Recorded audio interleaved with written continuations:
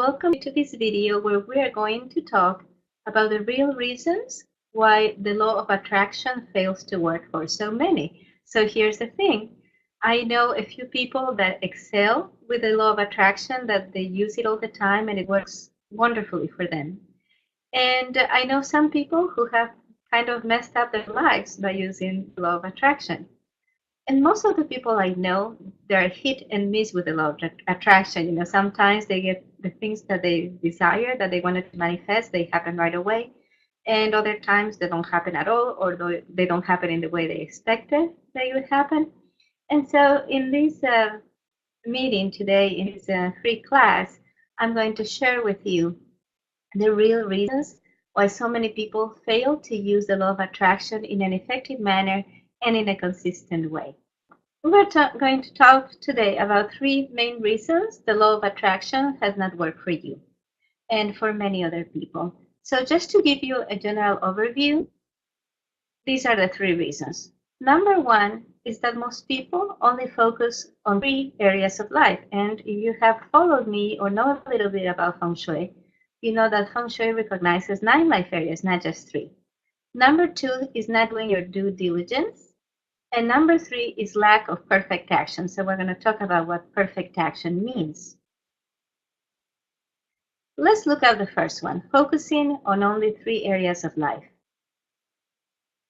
So if you can think of your life as a pie chart, and we're talking about there's 9 life areas, but you are only considering 3 out of 9, you're only considering like 1/3 of life and not the whole of life. And so here in the blue, you see that's 1/3, and in the purple, you see that's 2/3. And so if you're only considering 1/3 of life, they're going to be out of balance for you.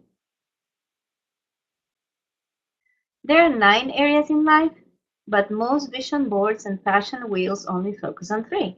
And so if you have been trying to work with the law of attraction, you're probably familiar with all the major authors and resources for that. So one of those would be the movie The Secret and all the teachers that were quoted and interviewed for the movie The Secret. Another source is Esther Hicks. And so they have developed these tools, right? And they talk about making a vision board. The vision board is a collage where you paste everything you want your life to be in the next period of time.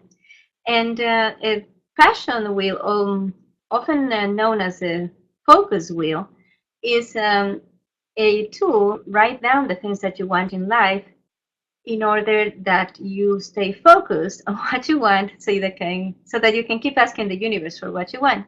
So here on the left, you can see examples of vision boards, right? And usually done as collages, cutting out things from magazines or printouts out from the computer, and they include images and text. And on the right-hand side, you see 2 examples of focus wheels or passion wheels. And so people will write, some people make like 12 divisions, and they write in each of the 5 shapes that result from these. Each of those will have some affirmation written of what they want for their lives. But if you analyze this, most requests for people in their vision boards and in their focus wheels, they fall into 3 categories. And those categories are wealth, love, and career. And so in cases, for example, you'll see in the vision board, some people will paste fitness goals there, like here it says be fit. But when it comes down to when you talk with people, I go, okay, so why do you want to be fit? And the reason is they want to find love. They want to be prettier, so they feel like they're more attractive in order to date, or they want to improve the relationship with their husband. And so if you analyze any of the things that most people put on their vision boards and focus wheels, you will find that most requests, like over 80% of requests, fall into the category of wealth or possessions, love, and career. Health, health is interesting because people talk about health when there has been a problem with health. So even for me, when clients hire me, their main focus is still the same. It's wealth, love, and career. Health comes in if there's a problem, or if there has been a problem or there has been a scare. For example, if people gather results from some test and the test was scary and then it turned out to be nothing. But so the alertness comes to the idea of health. But for most people, the idea of health is like this photo you see at the health is being able to afford medical care. So in that case, they're also focusing on money in order to be healthy, not necessarily on changing behaviors or getting alternative care that might be more preventive than corrective. And so every person seeks to have well-being. And when the person thinks about what is going to be part of their well-being, they often think about what they lack or what they feel is their most imminent need. And oftentimes that is going to go back to the three main categories and sometimes add in health.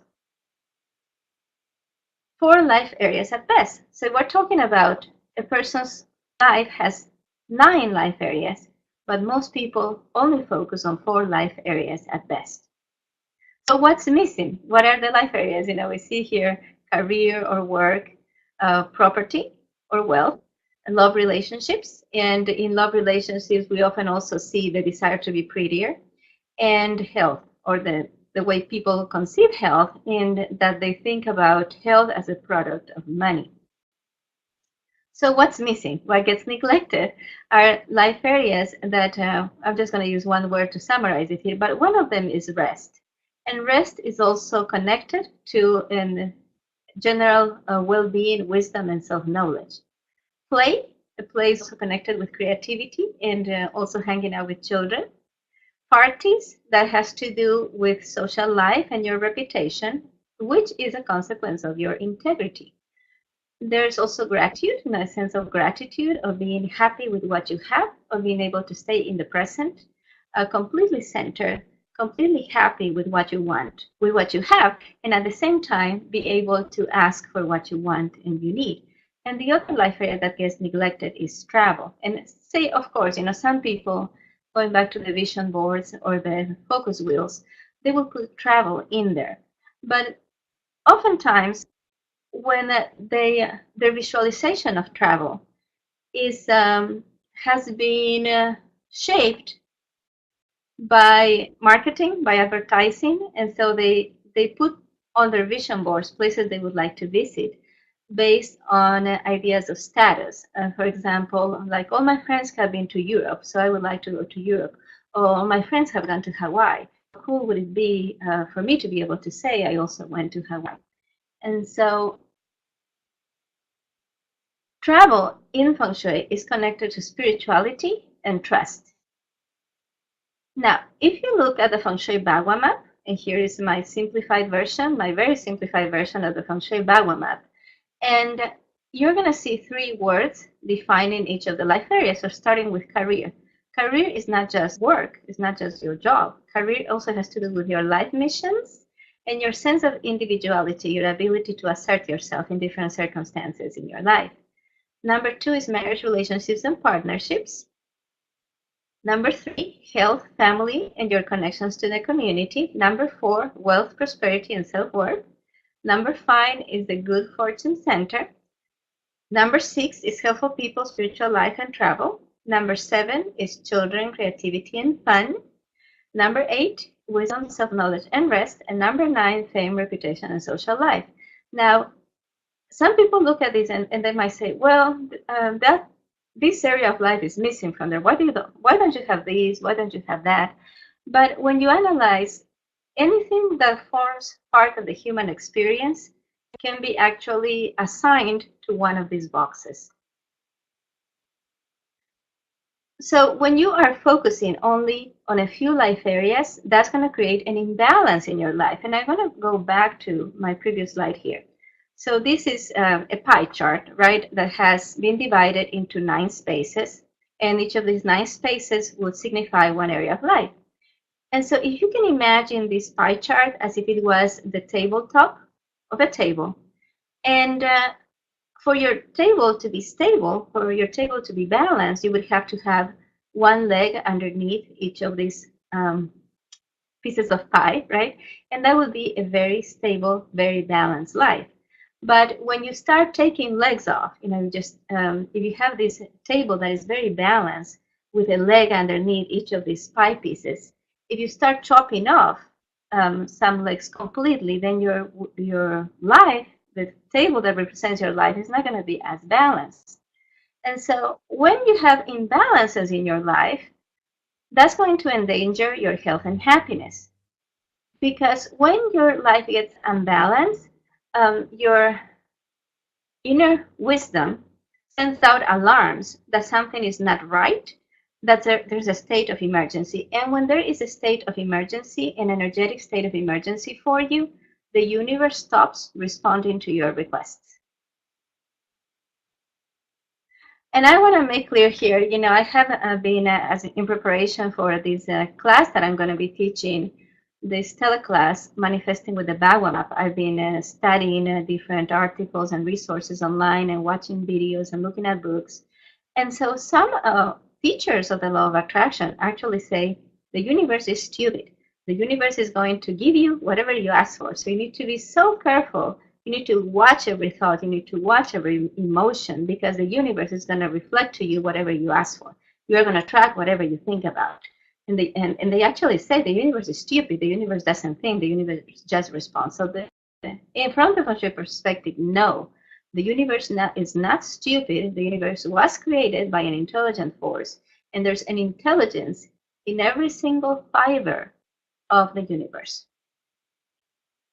Also, the universe is not your servant. I've, in these resources that I have been exploring about the law of attraction, some people say the universe is like a servant to you. Whatever you ask the universe, if you ask for it clearly, the universe will give you. And so this would mean that if you make a mistake, that if you ask for something that ends up not being good for you, the universe says, oh, so there, you asked for it, now you have it, it's your fault. And it's not like that. The universe is not your servant. The universe is the servant of heaven. And so the universe is here to respond to your needs and desires as long as they are aligned with your life missions. There are safeguards to manifesting, because sometimes, and I would like for you to think right now about a certain time when you wanted something so badly that you were willing to do anything to get that. Maybe you wanted that particular boyfriend or girlfriend, or maybe you wanted a job, or maybe you wanted a car. And on hindsight, you're like, that was a really stupid request. I am so glad I didn't get that. I remember a lady saying one time, thank you, God, for not answering my prayers. And so there are safeguards to manifest. And if you ask something that is not in alignment with your life missions, you tend not to get it. You ask for something that would be ultimately detrimental to your health and well-being, you tend not to get it. So number 2, right? We had said there are 3 reasons why people fail at using the law of attraction. Number 1 is focusing on only 3 out of 9 life areas. Number 2 is not doing your due diligence. And so let's analyze the word diligence. Diligence means having or showing care and being meticulous in one's work or duties. Doing something diligently means doing it thoroughly and well.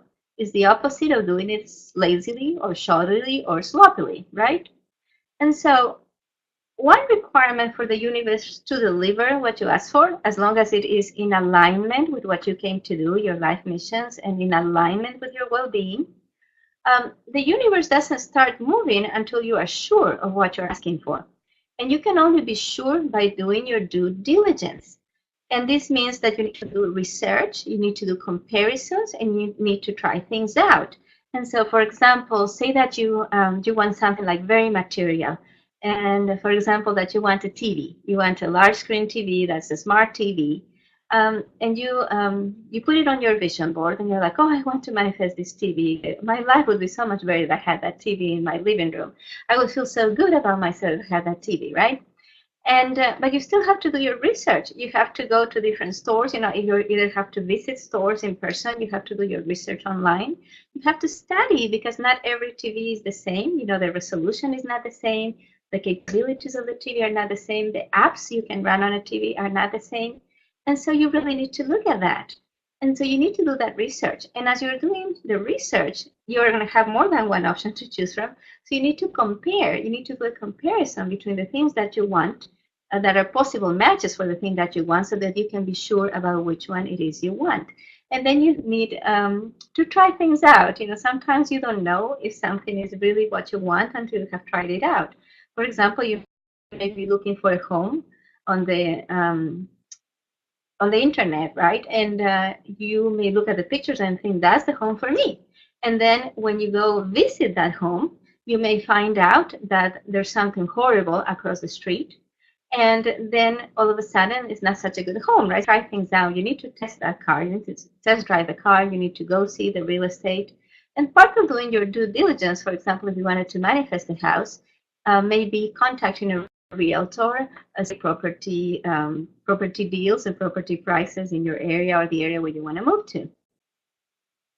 Now, blurry in, blurry out, right? If you're trying to manifest things, but your vision is blurry, you're going to kind of get a blurry response. So a blurry response means it's not going to manifest. It's going to be, because your intent is not clear, the response cannot be clear. The only way to clarify your request is to do your due diligence so you can sort out the specifics of what you want and don't want. And I want to give you an example here. When we were living in the Midwest, we were living in this city called Davenport in Iowa, along the Mississippi River. And I wanted to change cars. And so I had a car that I loved. And that was really, had been the perfect car from when I didn't have children. And I needed to carry a number of things because I did art shows.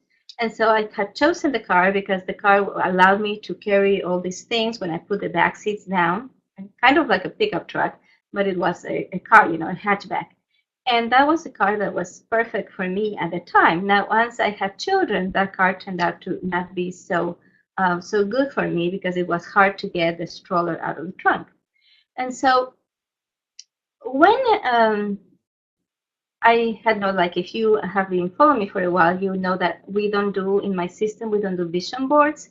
We do something called wealth poster. And in the wealth poster, you just put material things you want. You don't put everything you want out of life, but just material things you want. But I had put this particular car that I thought looked super cool on my wealth poster. And so the months passed and a year passed, and there were no signs of my car manifesting. And everything else on my wealth poster was getting manifested. And so at some point I thought, okay, what's going on? And then I realized I'm not moving on it. I'm not showing my intent through action to the universe. And so I made an appointment and I went to test drive the car. And then I found it was the completely wrong car for me. And I didn't like at all the way it drove, and I didn't like at all, I felt uncomfortable in the car. So that was not the ideal car for me.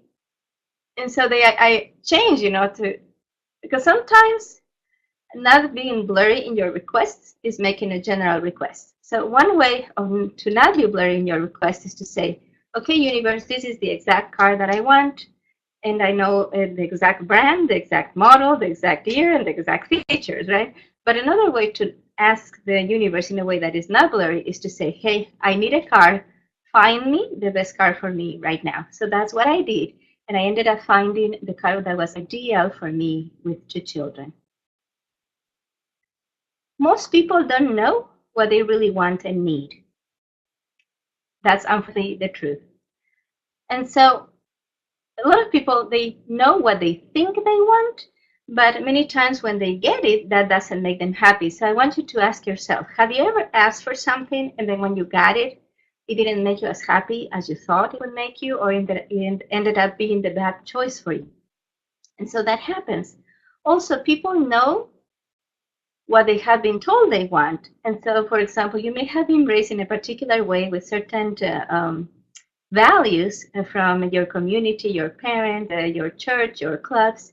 And so you have been trained to think that there are certain things that you must want in order to fit in a society. But this may not be the things that you really, really need or want. And a lot of people also know what they are expected to want. And so many people are they define their wants and needs based on what they're marketed or what family members or relatives or bosses expect them to be like.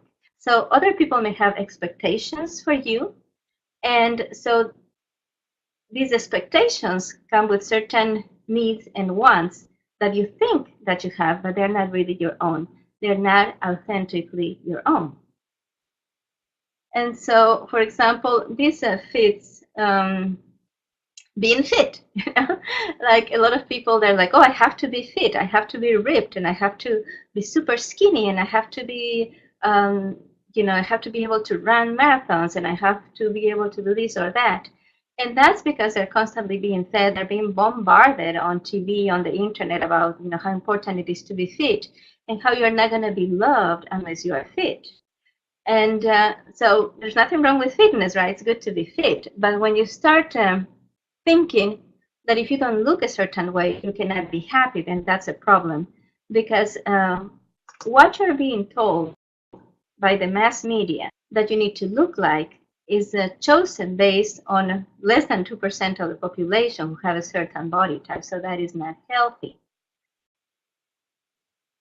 Now, thousands of years ago, the feng shui masters already figured out what people need and want a long, long time ago. And they summarize what people need and want on the feng shui Bagua map. So the feng shui Bagua map is a square that has 9 smaller squares inside it, and you align the bottom of the Bagua map with the wall that contains your front entrance. And so at the back left corner, you have wealth. At the back right corner, you have marriage, and then you distribute all the other areas. Now, if your home is a rectangle, you squeeze the Bagua map to become a rectangle. And if your home is missing areas, then some parts of the Bagua map are going to be outside of your home. And that's a condition that is fixed with feng shui techniques. And so these 9 life areas, they encompass the most important aspects of a person's life. So the first reason for the law of attraction not working consistently for you may be that you have been focusing only on 3 life areas. Number 2, that you're not doing your due diligence. And number 3, lack of perfect action. So now we're going to analyze lack of perfect action. So let me go back to that slide. And so, lack of perfect action. When the movie The Secret came out, for the first time, concepts like the law of attraction became available to the masses, and then millions and millions of people started trying it out. And some people with great success, some people with no success. And for a lot of people, I think for most people, they started using the law of attraction with great success in the beginning, and then they plateaued. And then things were not happening for them, and they're racking their brains thinking, what am I doing wrong, right? And so when the movie The Secret first came out, there was a strong emphasis from all teachers of the law of attraction that it's all about positive thinking. Now, a few years later, they started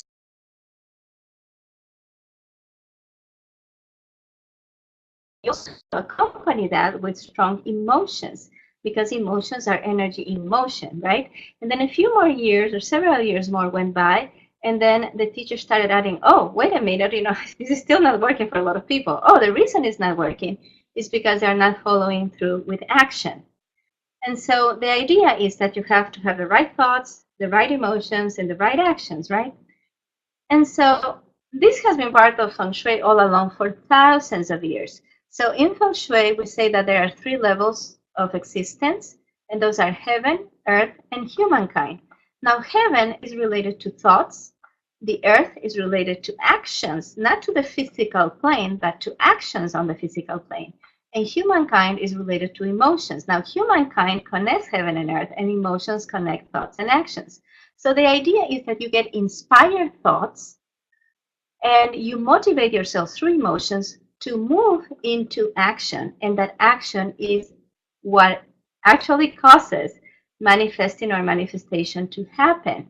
And so in Chinese medicine, and feng shui is part of Chinese medicine, we don't focus in all of the chakras, but on 3 main chakras, what we would call the third eye in other systems, the heart chakra, and the the orange chakra, which would be the second chakra, right? And so these three chakras are the most important because they represent heaven, humankind, and earth, or thoughts, emotions, and actions. But here is the thing. It's not just any kind of action. It has to be perfect action. So some people may be failing at manifesting with the law of attraction, first because they do no actions.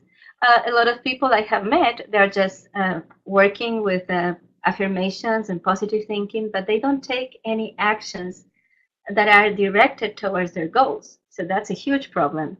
In other cases, it's too little action, doing a little bit and expecting results and not following through, just starting an action but not following through. So when I say too little action, what I mean is people not following through with their actions. Number three is too much action, which I define as exhausted action. So sometimes people, they want something and they're like, okay, I have to do something to make it happen. And they're just all over the place with their energy, all over the place with their actions. So the only thing they accomplish is getting themselves exhausted. And they're like, I'm doing everything I can. Why is this not happening for me? And number four would be unfocused action. And so a lot of, for example, business owners I know, they will devote a lot of energy to some aspects of their business and not to the aspects of the business that really need attention. For example, a business owner might spend a lot of time trying to design a logo, a lot of time getting the website together, a lot of time developing their products or their services, and no time networking, no time learning about sales, and no time devoted to good old-fashioned accounting so that their numbers match at the end of the month, right? And so in Feng Shui, we recommend using perfect action. And perfect action is known as Wu Wei. Now, sometimes people translate Wu Wei as no action or non-action, but Wu Wei is more accurately translated as perfect action. So, number one, the questions, you asked three questions for Wu Wei. Number one is it the right time to act? Number two would be, is it the right action? And number three, is it the path of least resistance? In other words, is there an easier way to do it? So number one, sometimes you do not act or you refrain from acting, then hence the translation of non-action, because it's not the right time to do something. So you have to learn to find what the right time is, and that means taking advantage of opportunities, being in the right place at the right time. And in the 9 Steps Feng Shui system, which is the system I created and developed, and which I use in all my consultations, in the 9 Steps to Feng Shui system, that is step 4. So when you get to step number 4, we talk about how to be in tune with nature and how to be in tune with human cycles, so that you can be at the right place at the right time without having to work too much towards that. Now, is it the right action? Is this the best thing that I could be doing at this moment? Or is there something that might be better? And number 3, is it the path of least resistance? So this is not about being lazy, but this is, in fact, about using minimum effort in order to achieve the result that you want to achieve. So if you act at the right time with the right action and following the path of least resistance, finding the easier way to accomplish this effectively, then you're doing Wu Wei. And this doesn't mean you're just finding the easy path because you don't want to do your due diligence, right? It's finding the easier way to do it effectively, the easier way in which you can accomplish the things that you need to accomplish. And so I think the image of the dominoes is really appropriate to talk about perfect action, because you could have like dominoes pieces placed in any which way with no order. And that's like when we use this expression in English, right? The ducks are not in a row, and people say, I got to get all the ducks in a row. Everything takes more work if your pieces are not aligned. And when they're not aligned, you may be doing work here and there, just exhausting yourself. And so it's easier to feel like your life is falling apart because your domino pieces, instead of pushing each other in order so that with a little bit of effort you can accomplish a lot, then they just fall apart, so they just fall in all kinds of places and nothing gets accomplished and you feel like you don't move forward.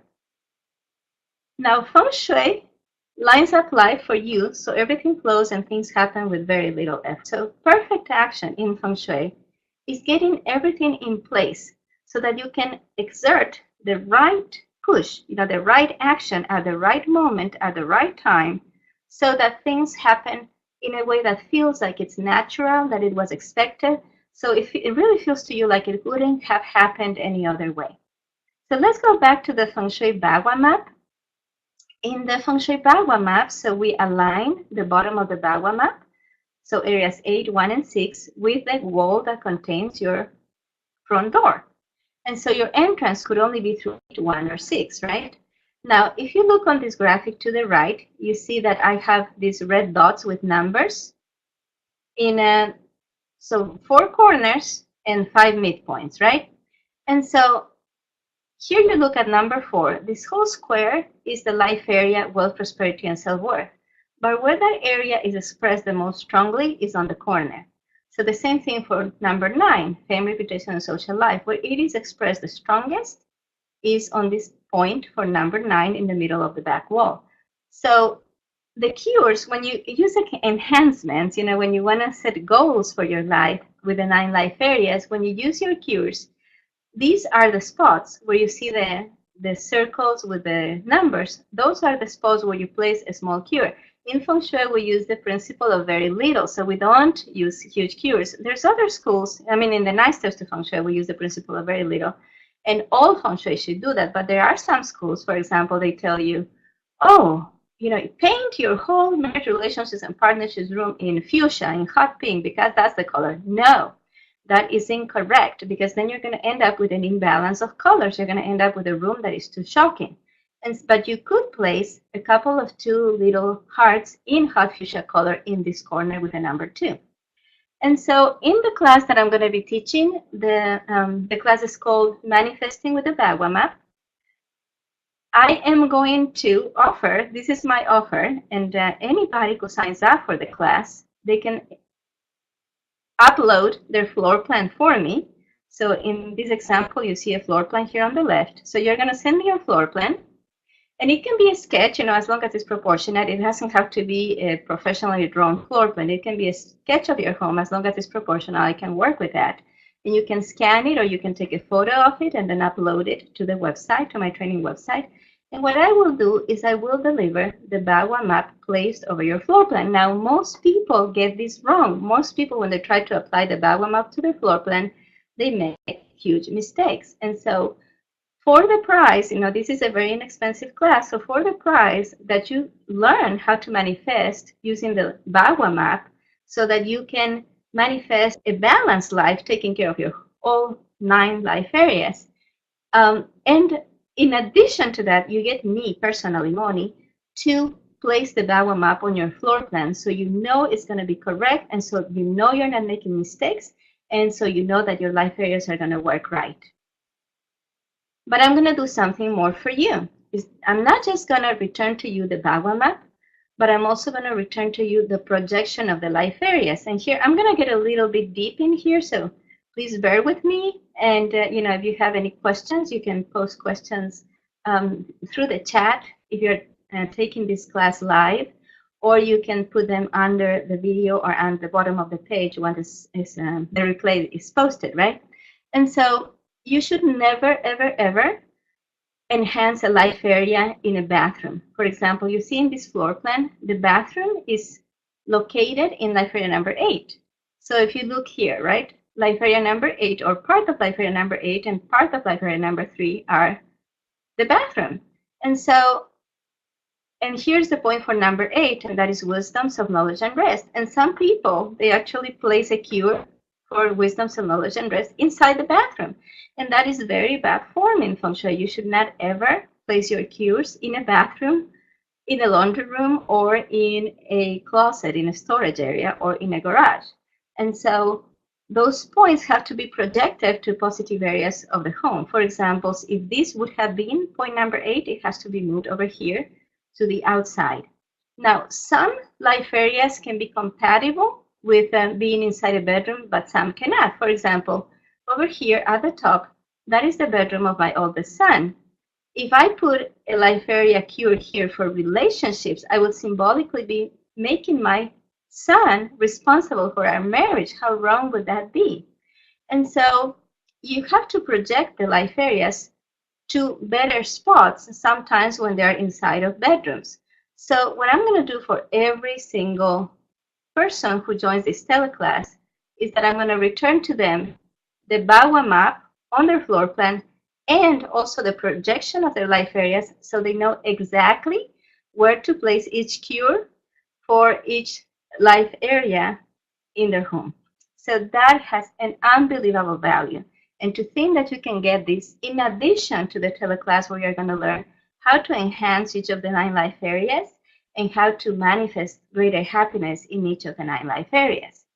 And so I want to give you some examples, right? So my my experience with clients is that when they hire me, they usually tell me, okay, these are my concerns. I need to make more money. I would like to have more wealth. Like I would like to have a bigger house, a nicer car. I would like to have more money in general. And a lot of times they describe luxury that they would like to have, or they will say, I want to find love, or I want to get along better with my husband, things like that.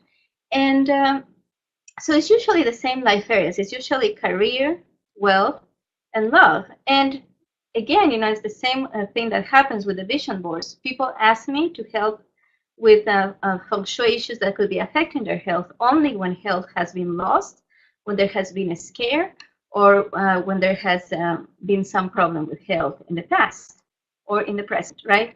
And so I'm thinking about a client I worked with not too long ago. And when we first started communicating, now my consultations are done online. And so she told me her main concern was money. She wasn't making enough money to make ends meet.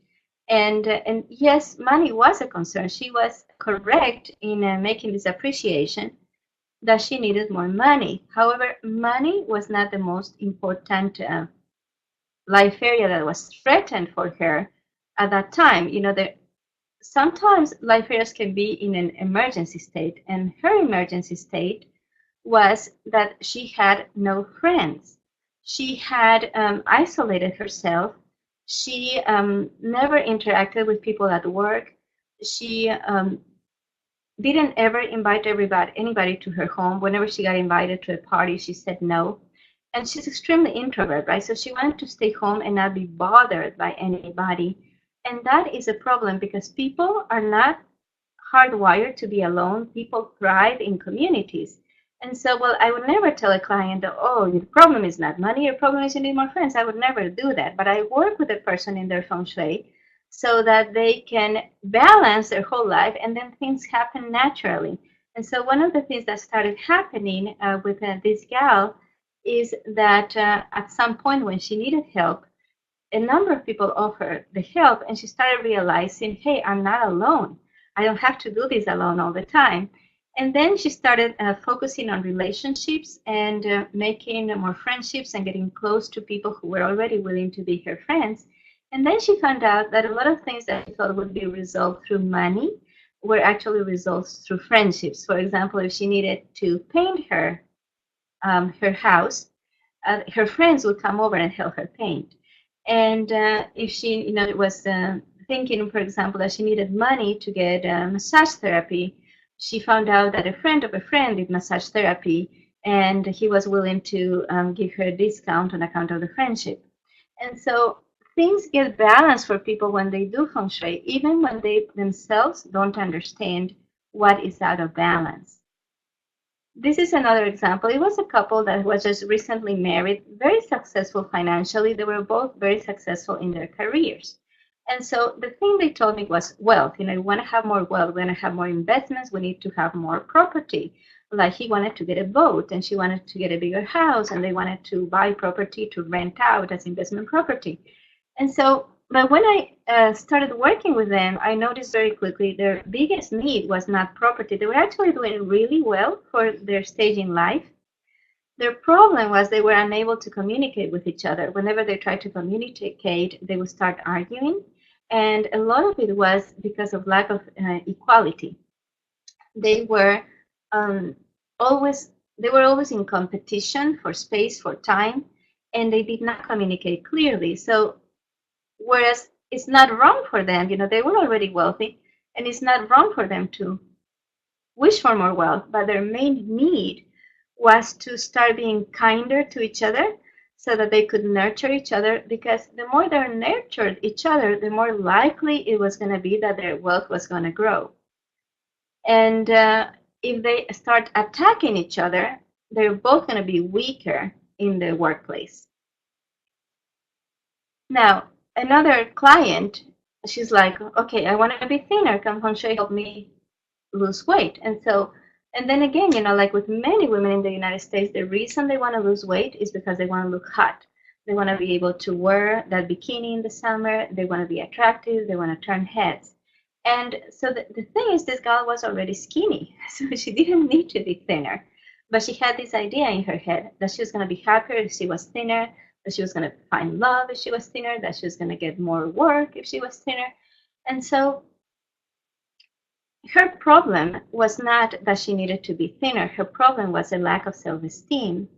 And lack of self-esteem is part of the wealth area because it's wealth, prosperity, and self-worth. And so I'm sharing you these examples with you because I want you to understand that many times the things that we need the most are blind spots for us. But feng shui has the ability, the virtue of clearing up those blind spots so you can see all of your life and so that you can balance your life. So what does a balanced life look like? The truth is, a balanced life is going to look different for every person because it depends on whether are you married, are you single, what kind of work do you do, how old are you, what stage of life are you in. So a balanced life for a person going through college is going to look different from the balanced life of a young couple with small children. And that's going to look very different from the balanced life of a woman who has just retired. The beauty of feng shui is that feng shui, through working with the Bagua map and finding the exact and right location of the midpoints and the corners in your home and project it to where they should be so you can have your feng shui cures or enhancements on the right spots, feng shui is going to help you find what that right balance is for you at any given time. So the class that I'm offering is called Manifesting with the Feng Shui Bagua map. Is a teleclass to take the law of attraction to the next level and manifest success in all areas of life. So I'm going to see if I can go here and show you the class.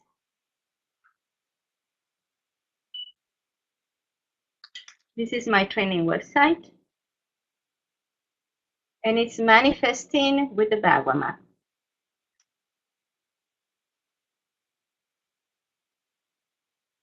So in this class, you're going to learn how to manifest reality using the Bagua map, one of the most ancient metaphysical tools on earth.